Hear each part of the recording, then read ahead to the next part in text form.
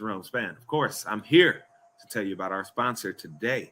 And our sponsor is, of course, and will forever be longstanding. Hey, mind you, he don't give me no money, but this is my man's. I got to hold him down. It is Swopes Athletic Recruiting and Scouting.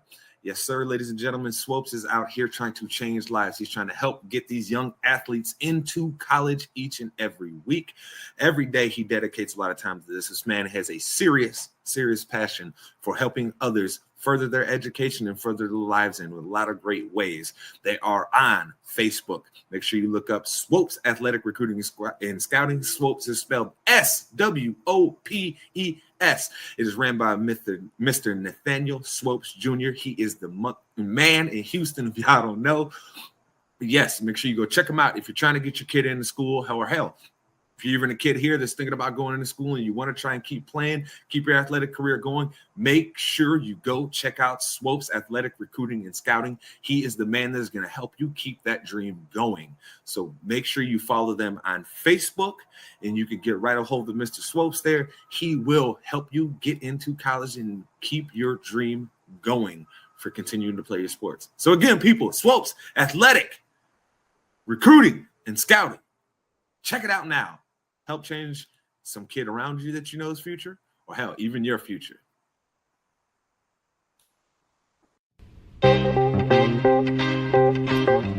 Yeah, Enigma in the house. My man J Span, Titan Studios. It's called From the Heart. Keeping it real is what all the song's about. Never selling your soul. Always staying true to yourself. Alright, yeah.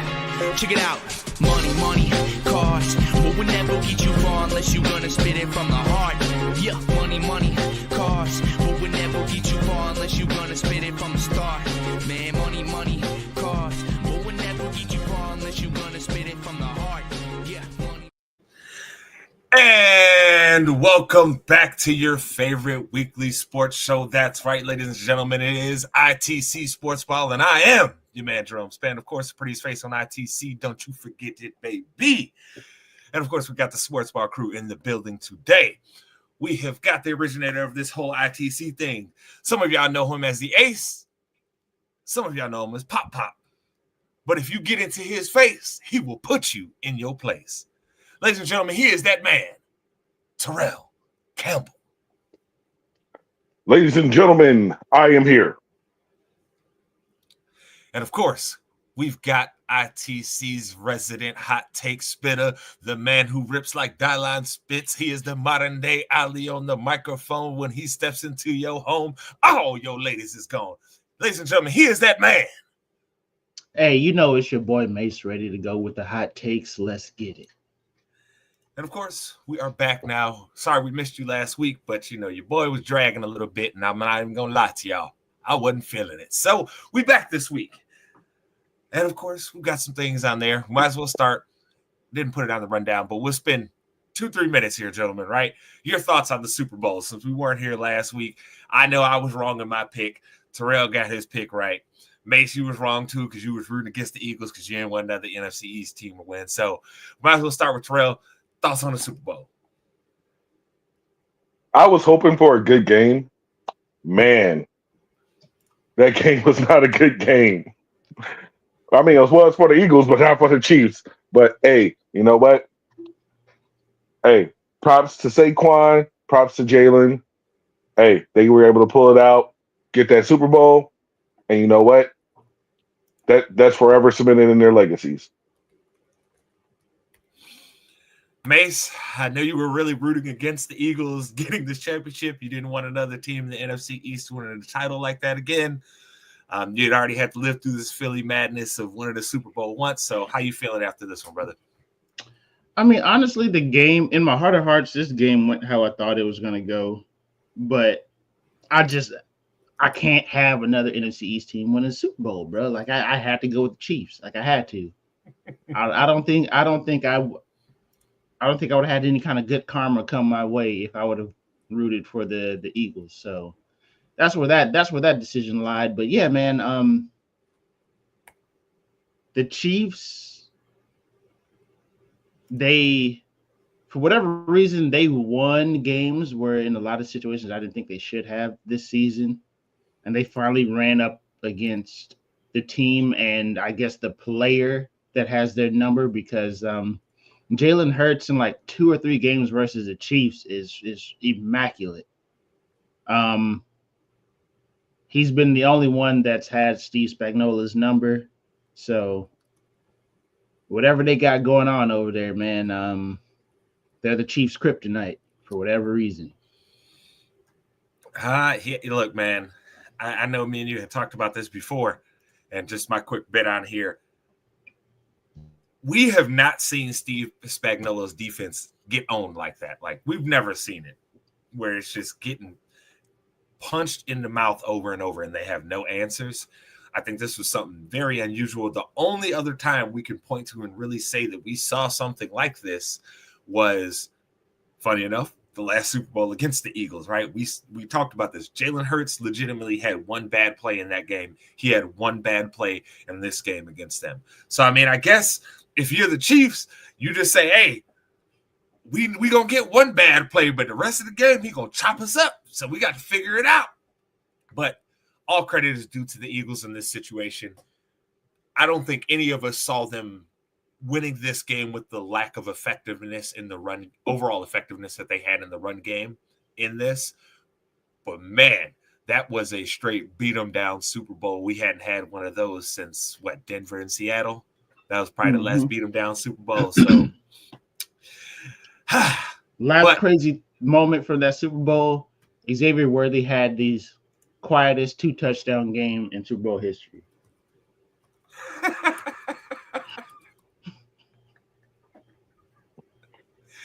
I mean, you're not wrong. But the crazy thing, though, is like, why did they wait till the end of the game to just send him on a streak? That was one of the we'll get more into this into when we start doing our offseason stuff, but that was one of the glaring questions that I had myself, which was, hey, Chiefs, you have possibly the fastest player on the field. Why are you not just sending him on a streak 2-3 times in the game and saying, hey, look, Pat, we know the offensive line has sucked. So what we going to do, we're going to max protect. We're going to send 3 out and routes, okay? And you just launch that ball as far as you can. Either Xavier gets it or he doesn't, especially on some of those 3rd and longs that they had. I don't understand why they didn't at least give it a try, but that's neither here nor there. Literally the fastest man in NFL history and quite possibly the quarterback with the strongest arm outside of Josh Allen in the NFL. And at least once a drive, bro. Every first down at the beginning of a drive, bro, just max protect, send him out there. Why not? What's there to lose? He's the fastest man in NFL history. Why not? Yeah, I think we're on the same page there for sure. We'll see. But for those that love us here, I know a lot of you guys watch this for this football content. We'll give you some great breakdowns.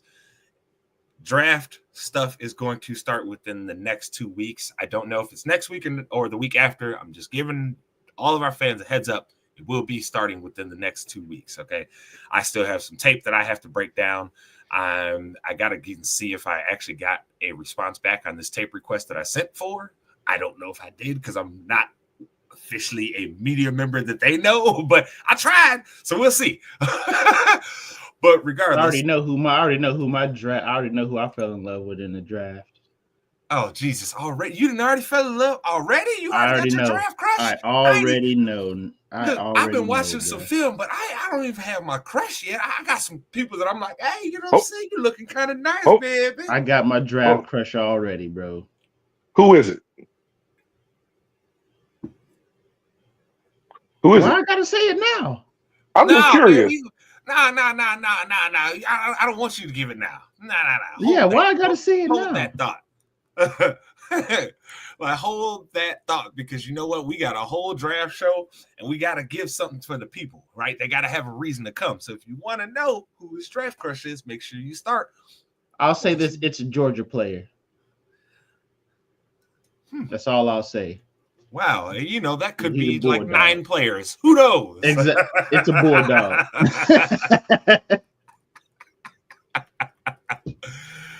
Oh, that being said,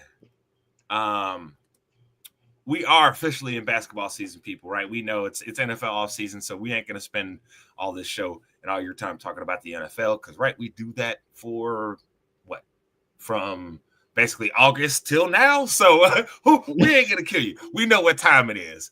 That being said, we are at the midway point of the NBA season, right? We just came off of All-Star weekend. We all know what time it is with that. I don't think we need to waste too much time talking about the All-Star game. We've done that. Been there, done that, right? We know what that is. Everybody knows their feelings. We're not going to do that over and over. That's a stupid conversation to keep having. But at this point in the NBA season, I mean, this is usually about the time that you start knowing who is who, right? Mace, we'll start with you here. From this midseason point so far of what has transpired in the season, who do you feel are the biggest winners and losers so far? I'd say biggest winners would probably be I'd probably say Golden State, because Jimmy Butler is going to give them the ammo that they need to like actually make a push for the play-in, to pretty much give Steph's season meaning, because the way it was looking, it was Steph and the boys was fighting for that 10 spot, and it was looking real shaky. So Jimmy gives them some hope. I'm pretty sure I'm waiting for the meltdown between him and Draymond. I know it's gonna come, bro. I can't wait. I cannot wait. But yeah, man, I would have to say the biggest winners mid-season would probably be Golden State, because now they actually have an opportunity to be in the playoffs, and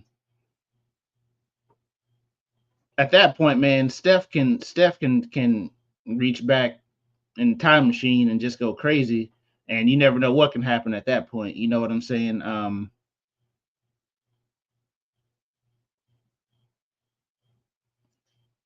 The thing I would say to you for sure on this is that they most definitely are a winner, but I also feel like they're a loser too, because we already know how this is going to ultimately play out with Jimmy. Like, hey, you're going to get, like you said, this year, they'll probably have enough there to get them over the hump, right, and get into the play-in game. For sure. Mm-hmm. I don't disagree with that logic at all. But we already know Jimmy going to blow that situation up, brother, because I don't know what his problem is. I don't know what it is, but that nigga just can't get along, dog. So, like, he can't. Like you know how that, Mace, you know, you play sports long enough to know where there are just some guys on the team where it's like, you just don't get that we on the team, huh? You don't understand.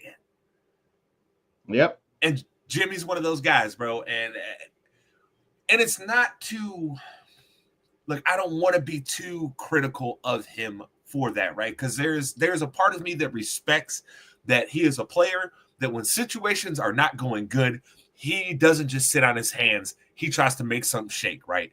Because we've hated for so long where guys just sit on their hands and then they turn around and they're retired and then they want to complain about it. It's like, well, nigga, why didn't you speak up when you had a chance to make something change, right? Like, what were you doing?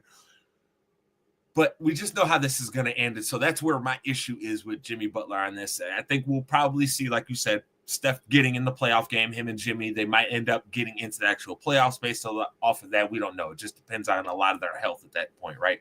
But who's your big loser then, Mace? If you've got Golden State as the big winner here, who's your big loser? Biggest loser? Probably I would definitely have to say San Antonio, because of Wemby's injury.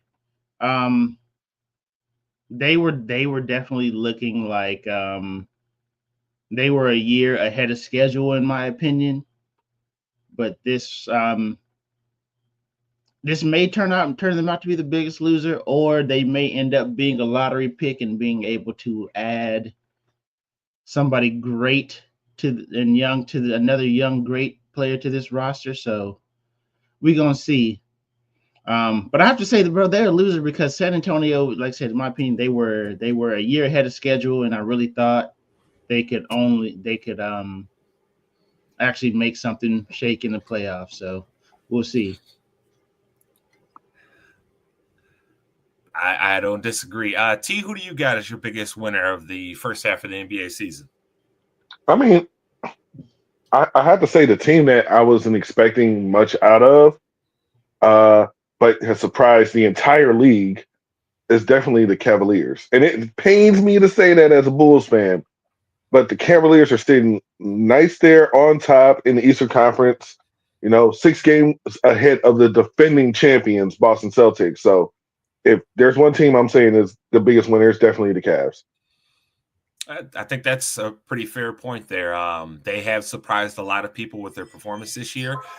I do have a question about them, right? Is how much do we believe in them? But that's something we will have plenty of time to talk about over these next upcoming months, right? Because I think that's another situation where just like the Warriors, a lot of it's going to be determined by who is healthy on that roster when it comes playoff time, right? We know if Donovan Mitchell ain't healthy, they in trouble. You know what I mean? Like we know that is a fact. We saw this last year. That man ain't right. They got no chance. So I'm hoping he stays healthy so we do get to continue to see a more competitive Eastern Conference, especially with teams where it's like, hey, man, they might be able to make some shake here. My biggest winners, I'm sorry, T. Who's your biggest loser? I'm sorry. I think I almost completely forgot. Who is your biggest loser on this? Because I have the biggest loser. I have 2 biggest losers and 1 biggest winner. So go ahead, T. Who you got? All right. Well, like I say, when you talk about the belief in the Cavs, I believe in Joe Hendry more than I believe in the Cavs. But what I will say is that if I had to go losers, I have to go the same route as Mace, and I'm got to say the Spurs because, I mean, right now, like I say, especially with Wembanyama's injury, it's not going to look like a great, it's not going to look great for the Spurs. So if I say biggest losers, it has to be the Spurs. That's fair. That's fair. So for me, my big winner in all of this, and it's going to sound crazy, guys, but you partially touched on this point. It's the Spurs. And this is all mining. I'm thinking Vic's going to come back healthy from this, right? I'm not rooting against that. I'm not taking what's going on with him lightly. I just think that there is enough advancements in medical technology where the likelihood of him coming back healthy is pretty high. I call them the biggest winners in this simply because of the reason May said they are probably going to end up being a lottery team now because of this, and that is only going to allow them to continue to add more talent. And we have known for years that the Spurs are one of the masters at evaluating young talent coming into the league. For goodness sake, as much as everybody loves Kawhi Leonard now, nobody in their right mind except the Spurs thought he was going to be this when he came into the draft. The Spurs were the only ones that were like, hey, dog, we got one right here. This is a dog. So speaking of the Spurs, before we leave off, we just saw this. I saw this actually last night, right before I was getting ready to go to bed. But Greg Popovich is he's, I guess, on medical leave for the remainder of the season. Yep. So I mean, prayers for him, man. I mean, having a stroke at that age, bro, that's some serious business, man. I just wanted to put that out there. I just thought about it because we've all talking about the Spurs, and I was just like, yeah, let me just go ahead and slide that out there, man. Hope Pop, he's one of one, man. I do not want to see him out of the NBA Pop, realm. Shout out to Pop. He's always been a real one, and I know this show specifically is rooting for his recovery. I know a lot of people are too. That's a real one. It sucks to see that they've been hit hard twice with stuff like this year. That's pretty rough for them. But I think with the Wemby thing, again, I think he comes back healthy. This probably ends up being long-term something that we look back and say, oh, my God, Wembanyama got healthy after that. They ended up getting another lottery pick. They found this guy to now play with Victor for the next 10 years. I think it's going to work out good for them. My biggest losers, I've got two. Number one, NBA fans. We don't get to see Victor for the rest of the year, right? We got a lackluster ass All-Star game, right? Where it used to be something we could look forward to. Now we only get to look forward to that. And now the dude who is probably the most exciting young player out there is out for the rest of the season. So loser number one, all NBA fans, all of us. I mean, Mace, I told you, if Vic is on TV, baby, I can throw it on anytime. It doesn't matter who he playing. So that's biggest loser number one. Number two, Chris Paul, brother. I mean, you want to talk about a guy who's just had unfortunate luck playing with very young, talented players. Like, good God, man. Good God. I'm sorry, Chris. You're going to go to the Hall of Fame, right? You will. You're a Hall of Fame point guard. But my boy, I don't think you ever going to see the NBA Finals. I think it's dead at this point, Mace. I thought if he had any chance, it was going to be Vic being able to keep balling out this year, right? And then take that ascension like I was talking about next year, and he might get there. Nah, nigga, it's dead now. It's dead. Chris ain't never seen the finals, Mason. I hate to say it. Even though he is also known as one of the dirtiest players in the league, so it might be karma just coming back to get him. I think Chris Paul will eventually get a ring as a coach, but he'll get one. I don't know if he even got a disposition for that. He be yelling at people too much to be a coach, bro. You know what was crazy? So we didn't talk about the All-Star game, but I want to let everybody know that they fixed the All-Star game at one point. What was it, like the 2001 season, something like that, where they had like you play each quarters for a different charity, and you put them kids in the stand or whatever the charity, you put them in the stands. That was you had it fixed then. Yeah, that was easy fix. I think part of the problem too with the I don't want to get too much into it, but the NBA All-Star game is that it's awesome how big of a celebration is, but it also has become something that's almost not reasonably attendable for the average NBA fan anymore. You used to be able to figure it out, right? Where hey man, if it's in Indianapolis this year, right, it's going to be cheaper. We can go to that one. But if it's in LA, we can't go to that one. Now it's all priced out everywhere you go. I mean, I think I looked when it was in Chicago, man, dog, like the cheapest package they had on tickets, like to buy them ahead of time. I think you had to spend like 5 G's. Sheesh. Yeah. And that's can't go to that, man. And yeah, but you see what I'm saying? It's like, think about it. I'm not opposed to spending money on a good thing, right? Like I've told you guys both what it cost to go to WrestleMania last year, right? Like you guys both know. I don't have an issue with spending the money to go to an event, but like, yo, that's fucking crazy, dog. For something that I'm not even getting A1 product? Nah, I'm cool on that. I'm good. I'm not spending that money. That's why I didn't go when it was in Chicago, because I was like, nigga, I'm not spending that much money to go, because at the time the tickets went on sale, for those like 5G ones, they sold out quickly, and then the scalpers wanted like 8, 9 after that, and it was like, nah, I'm good. I'm good. See, like, I'm good. I like the team captain concept, or the team captain chooses his team. Give me that. Plus, each quarter is for a different charity. Your team how about my team 1 quarter? I know PK Subban got out a little bit of his skis this week. He was using a lot of dog whistles that he uses as hockey players, and I understand that.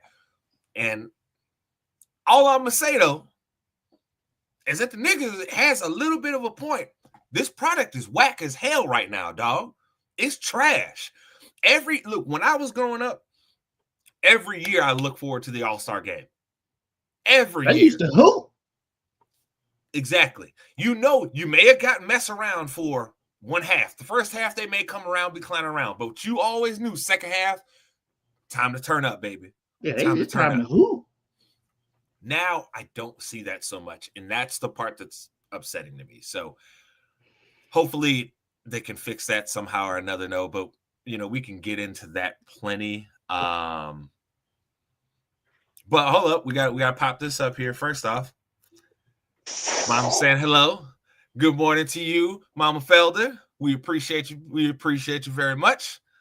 And she said her only child. But yes, we appreciate you, Mama Felder. Thank you very much for watching us. But all that being said, fellas, now that we're into this NBA season, right, we see what's going on. Who you guys got going to the finals? So I have two separate picks for you here. I've got the wishful thinking and the refresher for the NBA, OKC versus Cleveland. That's like the wishful thinking, like the stars can align, right? And we just get some purely excellent basketball in there from what looks to be the two best teams on each side in each conference. But honestly, man, I think it's going to be Minnesota and Boston. Wow. So that's my final pick. You're not giving your man Cat for the season he having any love? That ain't my man's, bro. I look, that's your man's, Mace. I don't know why you doing that. Bro. That's your man's, okay? You ain't gonna give him no love though for the season he having? No, he's having an excellent season, bro. I think he likes being in that spotlight of being in like a big city like New York. You know what I'm saying? Minnesota just kind of, he didn't get to be himself per se. Minnesota's not like a real like superstar town. Like, sure, you can have a superstar in Minnesota, but it's not a superstar town. I think Cat's always wanted to be in a superstar town. So, yeah, man, he's having a great season, but yeah, dog, Boston, Minnesota, bro. So you believe in Julius Randle? I don't. Cat, I don't. I think it, honestly, I think it was. You know how I feel on Cat.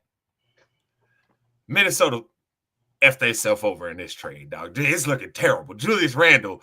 Now I thought Knick fans was just being their normal, being harsh type of stuff.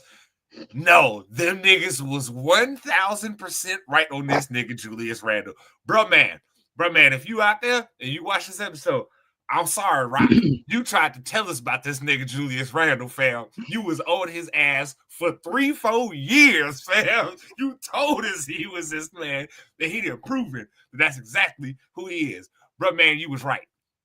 Bro, I believe in Ant though. I believe in Ant though, dog. Hey, so do I, nigga. I picked him to win the MVP this year, and Ant, I'm gonna need you to step it up in the second half for me, player. I'm gonna need you I believe in Ant though, dog. T, who you got going to the finals, man? All right, so much like Mace, I have my actual pick and I have my conspiracy pick, though. So, conspiracy. Yes, my conspiracy pick. Yeah, hey, but before you say it, I guarantee your conspiracy pick has the Lakers in it, doesn't it? Doesn't it? Yep. I knew it. Yep. That's my conspiracy pick. But it would have to be the conspiracy pick would be the Lakers and the Celtics, because come on, we all remember, going back watching, those teams do battle, in the 80s, and then, we had the little bit in the 2000s, 2010s. I don't remember the time frame. I'm getting old, but that would be the conspiracy. But in all honesty, if I had to pick teams to go to the finals, I think the Thunder are going to make it this year, and then they're going to be facing the Celtics.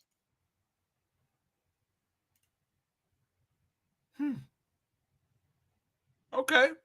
Not mad at that pick. For me, my picks have come down to a very simple choice. Like you guys, I did put together what I'm hoping for and then what I actually think is going to happen, right? What I'm hoping for is Minnesota and the Knicks. I ain't gonna lie to you. I think that would be pretty spicy. I think that would be. I'd never root for the Knicks to have anything good happen. I think that would be fun. I think it would be really, really fun to see how crazy New York City would get coming up, like going into summertime, right? The Knicks in the finals, maybe the Yankees are playing great ball. Like, nigga, we can have a fun time, right? So that's what I'm rooting for. But who do I think is actually going to get there?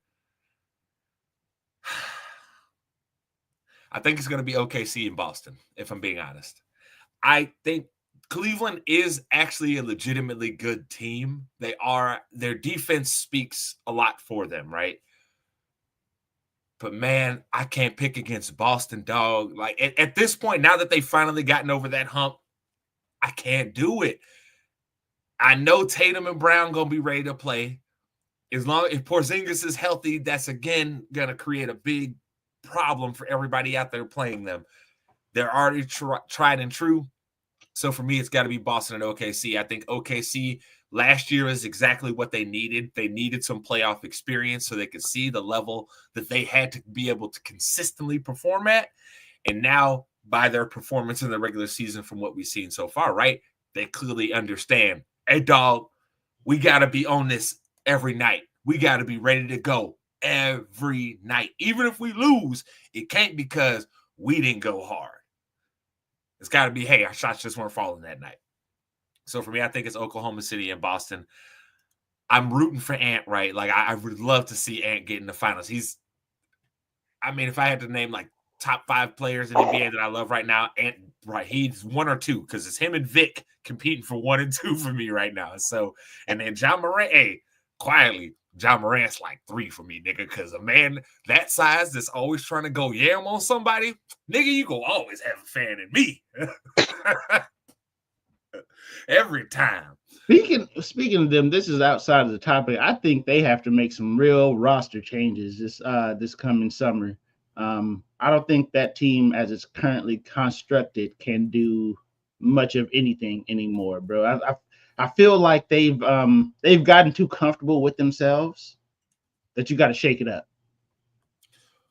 Well, more than anything, I think one of their big problems comes in is that their team feels like they were designed to still beat the Nuggets and the Lakers that were championship teams, but those aren't the best teams in the West anymore.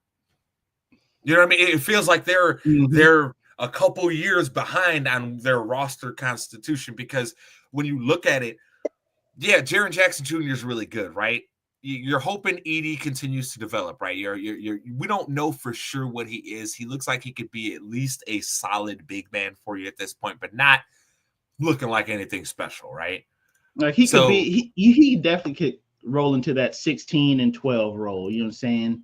That double. Get you some nice minutes, play some defense. I mean, he's a big body.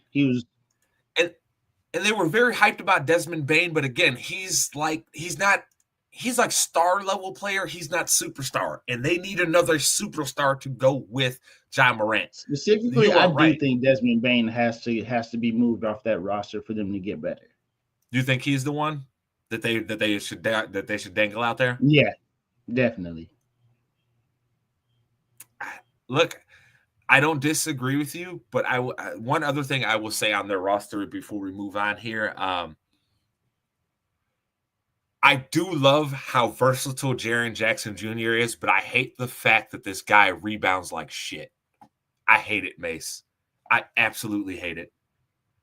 Like, how are you 6'10" and you average like 6 rebounds a game? How's that work? I don't know, man.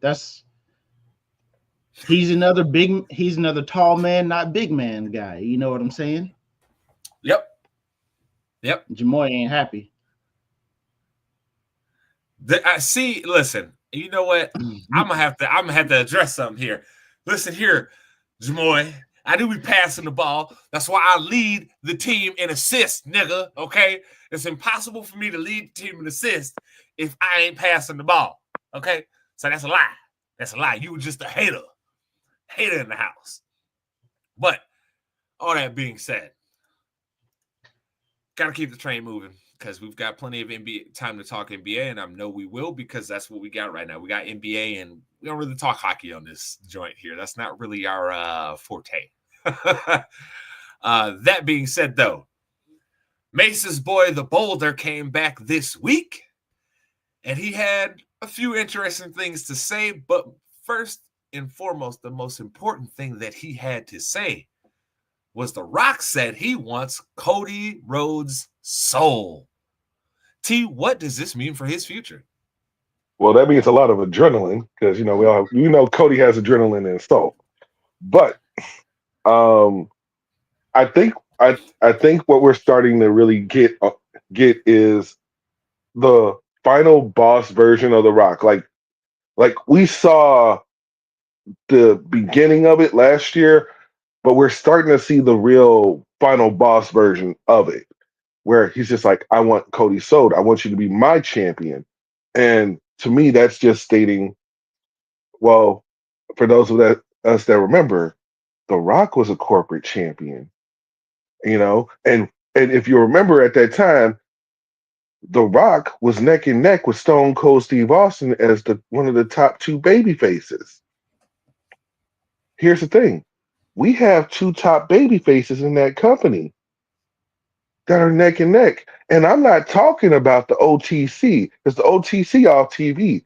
I'm talking about Mr. Main Event himself, Jey Uso, and Cody Rhodes being neck and neck as far as being the top baby faces. So where do you take Cody? We seen Cody finish the story at WrestleMania. We saw that, although Mace like to say just because he finished the story don't mean it had to have a happy ending. I remember that. I remember that almost a year later. I remember that. But just certified. But just imagine, because look at everything that Cody Rhodes is. Look at everything that he is. And look at the time frame we're in. Cody's a throwback to the 80s. Like say, wearing the suits, the way he carries himself. Look at what Cody is. Is that not exactly what you want?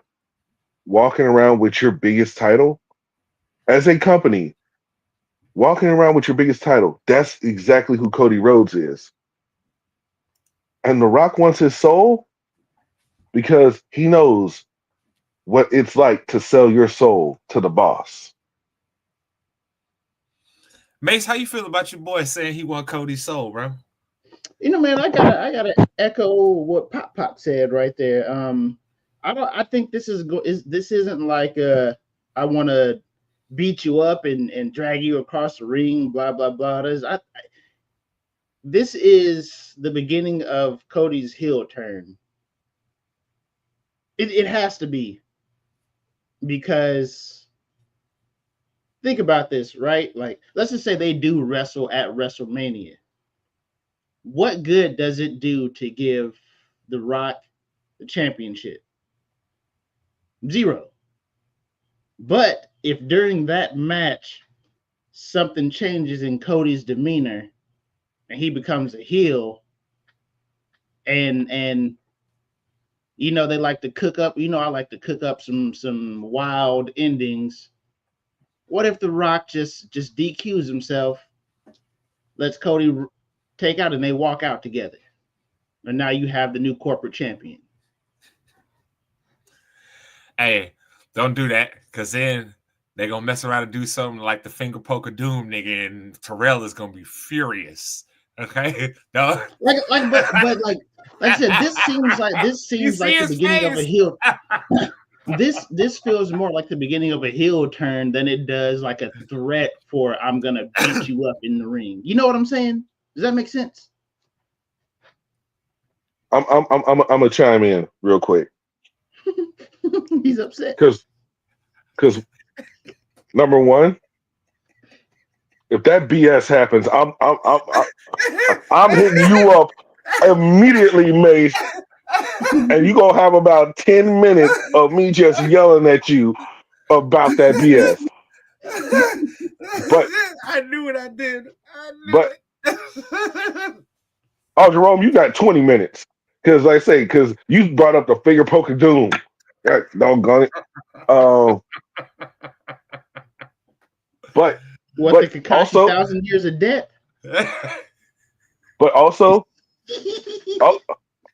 also if they were really gonna really lean into Cody turning heel, I'd have pulled a WrestleMania 17. Say they could pull WrestleMania 17 where all of a sudden we saw who shall not be named help out when Stone Cold Steve no, Austin. nigga, no, he has a name around here. Call him his name. I forgot what we call him. He's the raper in He's got the raper in Peabody. Okay. Come on out.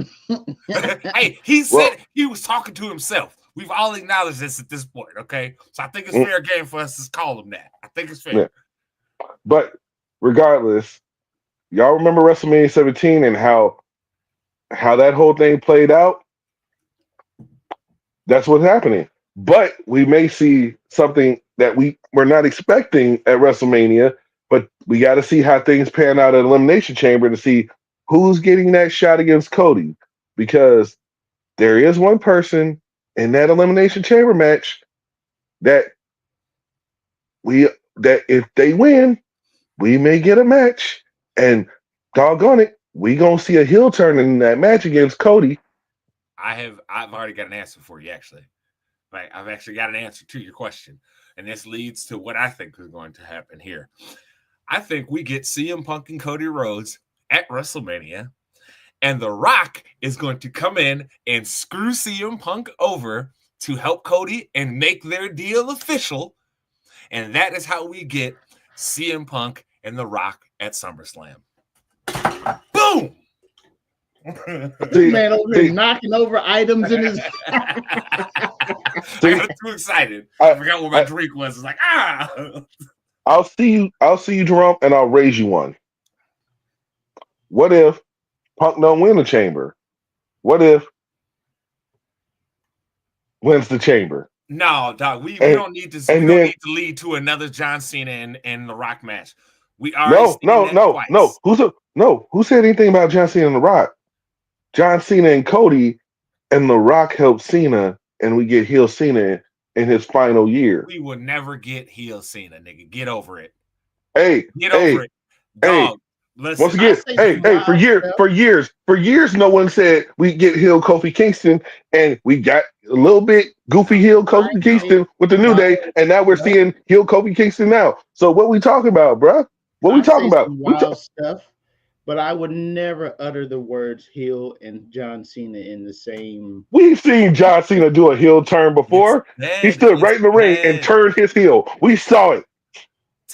At this point, it's dead. John Cena is not going to be a heel ever. He's never going to be a heel, bro. Like, I get what you're saying. I understand where your logic's at. It would be really, really cool if that were something that was actually going to happen. Right, I'm with you, but brother, May said, Mr. Make-A-Wish is not being a heel at this point, nigga. Like, that's dead in the water. Number one, he's already got the record. He's already got the record, sir. We already got to see heel John Cena. Never forget the Firefly Funhouse match. Okay, we already got to see it. He showed us what it would look like. He's not gonna give us any more than that. Okay, it's dead. Sorry, I don't have Just remember, I said this, and if it comes to fruition, I'm Negro Damas, okay?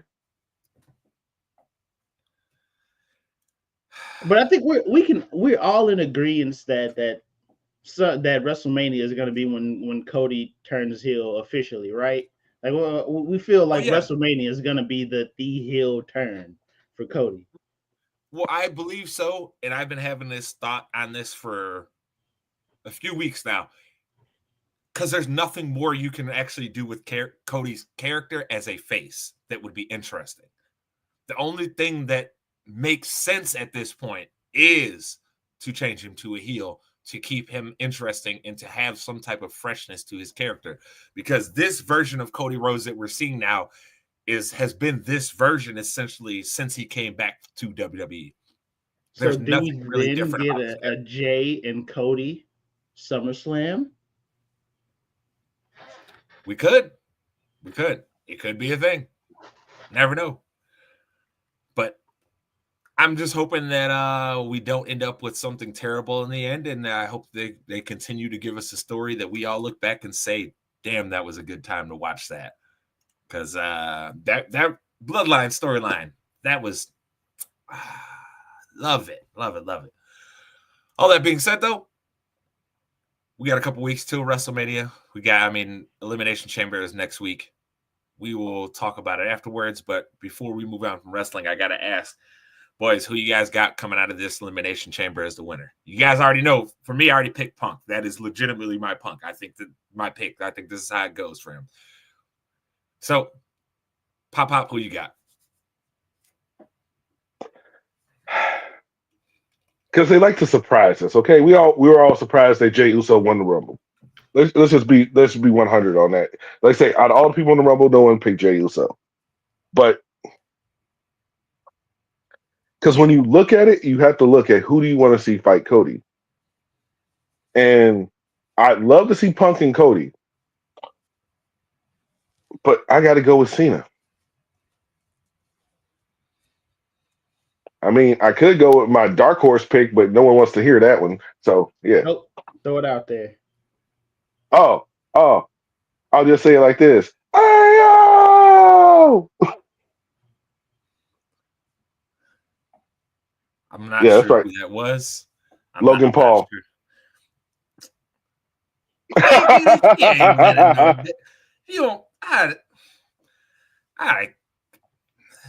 We gonna have words the next time I see you, nigga, when you talking about some dope Logan Paul as a dark horse. Get out of my face. Mace, who is your pick, man?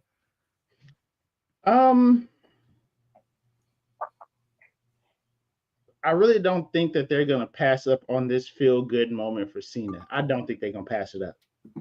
I don't think they're passing it up. I'm sorry.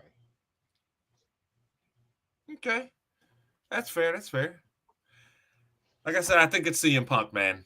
I think they know they have an entire year of John Cena to figure it out. And for me, I believe the moment when he's going to get his shot at the championship is going to be Money in the Bank. I see Cena pulling hey, I won the Money in the Bank this night. I'm telling the champion now, let's have this match now, right? And Cena gets it, and then the next night on Raw, he loses the belt back to the champion, which hopefully at that time will still be our guy, the Yeet Master, main event, Jey Uso. We got a time when we eat better, man. Like I say, you got your arms up. I was waiting for you. Let's say, yeah. I mean, I did Uso, so I mean, you figure it out, buddy. Yeah. Uso could be Jimmy too, and that's no yeet. Who out here trying to be negative Nancy, Jimmy Uso? Nobody. Stop that. Hey. Just saying. All that being said, though, all three of us at this point have now seen Captain America: Brave New World. If you have not seen the movie so far, turn off. You might want to click to the end and say, I'll see these guys and finish this episode after I go see the movie, because we got to speak about the movie kind of honestly now. It's been out for a few weeks. We will try not to spoil everything for you, because obviously still want you to go be able to see the movie and enjoy it. But that being said, Mace, T, how did you guys feel this was a representation of Captain America, and do you feel that they did Sam justice in here? And T, you know what? Let's start right here with you. You are our main comic book guy. You know the type of stories that they can go to, what they can reference. Do you feel they did him justice here? I think they did. I think they made a really great spy thriller movie in the context of the Marvel Universe. Now, granted, it's not, and I don't think anybody will ever say, if you were to make a movie like that in the Marvel Universe, that anything could ever top the Winter Soldier. Let's just be honest about that. But what they did with Sam is made y'all realize this ain't Steve. This ain't the Captain America that, can throw you 20 yards with one arm. This is a regular human being that just happens to have the ability to perform things at a level that most people can't. And you got to see kind of little shades of what made Sam the right choice for Steve, because you see how he's looking at things instead of just being like, hey, I'm a soldier, I'm gonna follow orders. He's like, no, wait, I may be Captain America, but there's more to this than just the America. And in Brave New World, I'll be the first one to say I did not like the design of Samuel Stearns. I did not like the aesthetic that they gave because that's the leader, and they could have went a whole different route. It looked like they were trying to do the Thinker from the Flash TV show and just kind of fell short. But what I felt with the movie is they also took way too long to introduce Harrison Ford as Red Hulk. Like they built up for that too long when everybody and their mama knew it was coming. Like that was, that's something I was waiting for like halfway through the movie. I'm just like, yo, when this man gonna turn red? Like you saw glimpses of it, but you're like, when this man gonna turn red? Because that's what I'm here for. I'm here to see him turn into Red Hulk. Yeah, I was gonna see Brave New World anyway, but and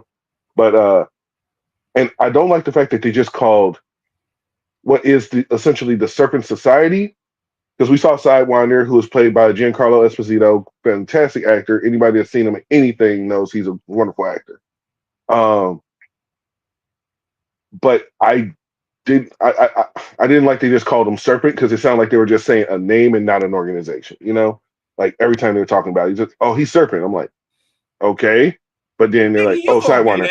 Nigga, you gonna be that guy. They gotta say Serpent Society every time, brother. Come on, dog. Yep. Come on, dog. You stop that right now. So I think they should have made a singular reference to it to be like, it's not just him. He has an entire. But they did. They said Serpent Society. They just didn't. No, they said Serpent. Over. They just said Serpent. They never said society. Right. They alluded to that it was a group. They may not have said exactly society. Yeah, like I said, it was a group. Mention it once. Wasn't just one person. Mention it once and then keep it going, right? Like I really feel like they probably should have put a name with it, just because I think this movie did a really good job of like bringing us back home. More so than like the Spider-Man movies, right? Because we know the Spider-Man movies are grounded. They're about the people instead of what's going on out in the multiverse, right? So I really think like this movie grounded us to a point to where we can be excited for what's going to happen in Earth, because every movie we got essentially just expanded the universe after Infinity War, right?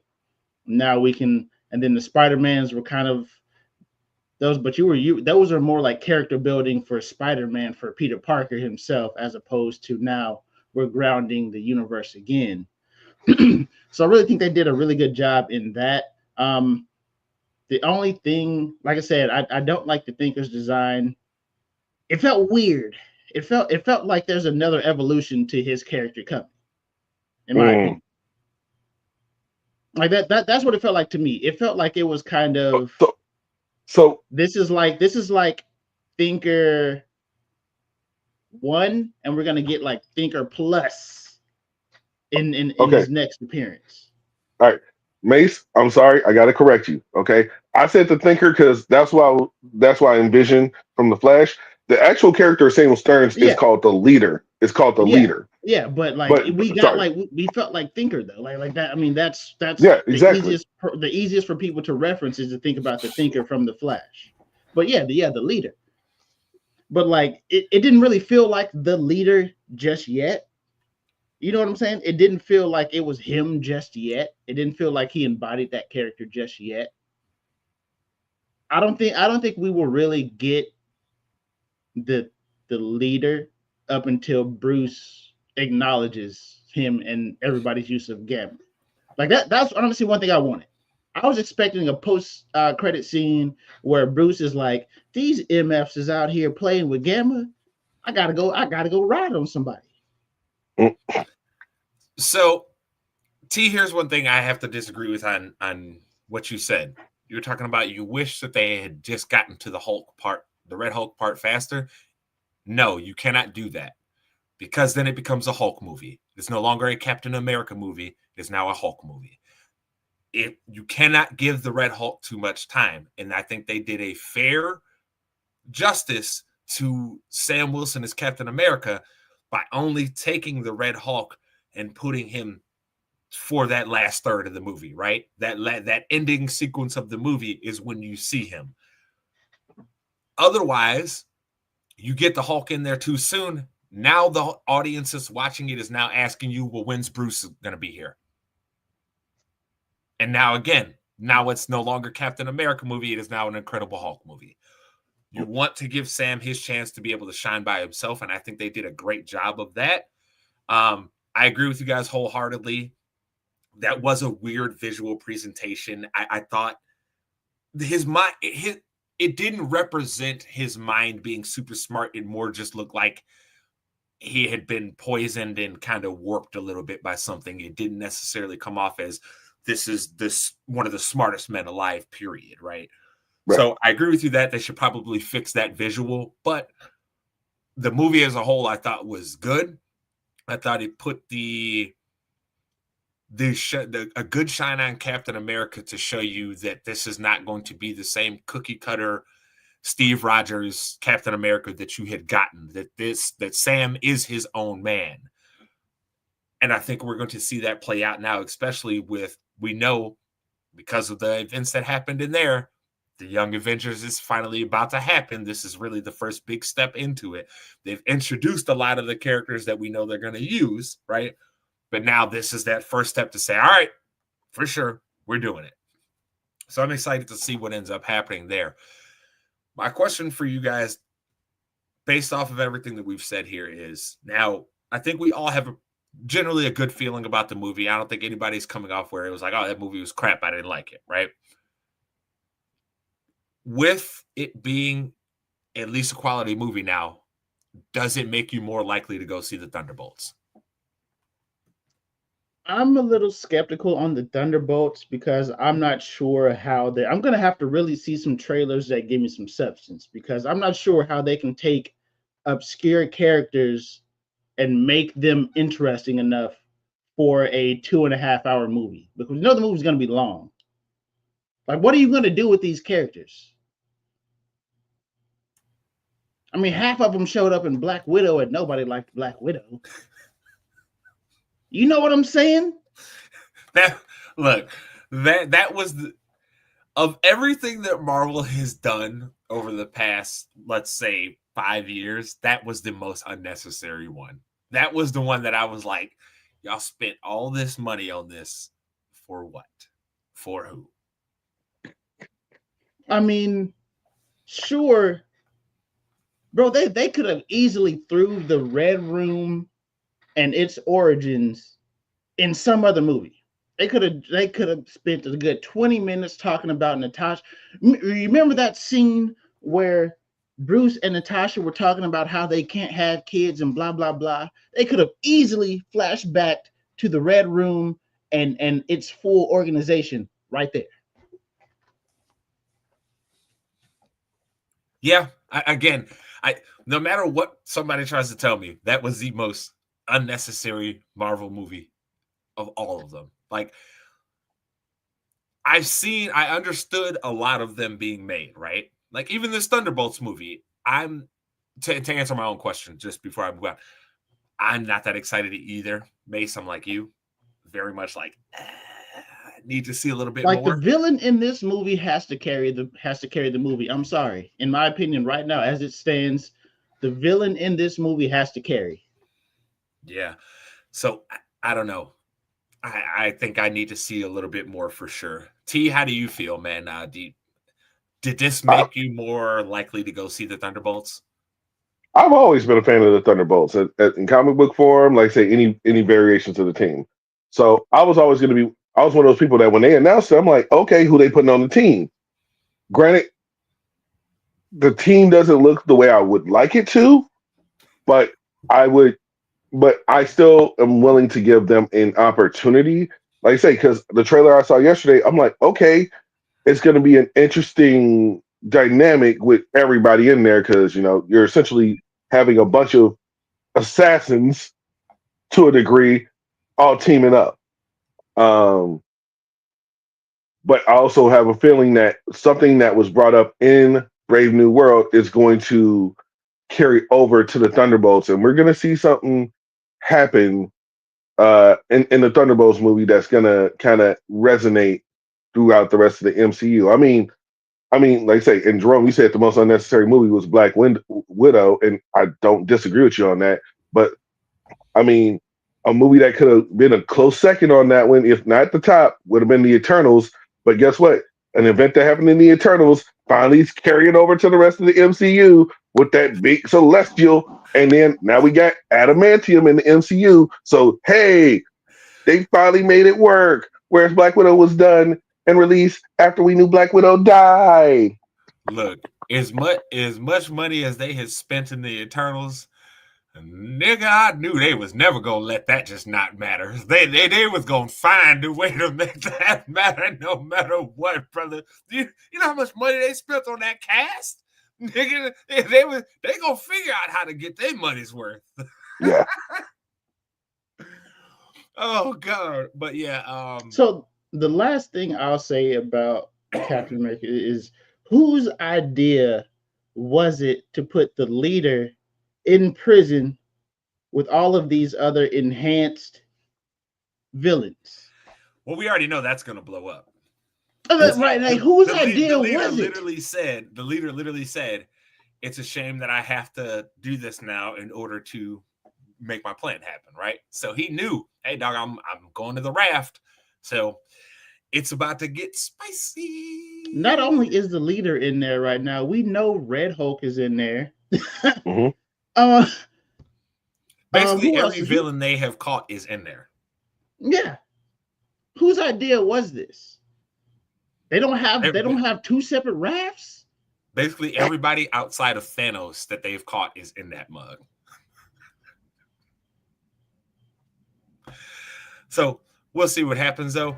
That being said, hey. You know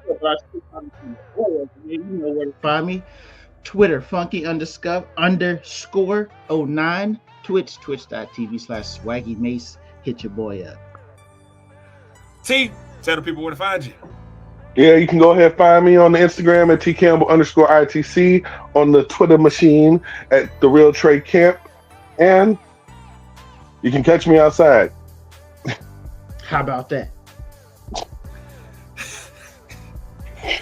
I can't with y'all, man. Look, at J Spend, man, everywhere you get to see my pretty face with the ITC logo. Make sure you like, subscribe, rate us, review us. If you only give us 4 stars and don't give us 5 stars, I'm inclined to believe that you are a hater, and you don't want me to think that, because I'm a really nice guy and I will call you out on your shit. That being said, though, ladies and gentlemen, this is another resounding episode of your favorite weekly sports show, and that is ITC Sportsball. I like it. He was out there, baby. I like it. Yeah.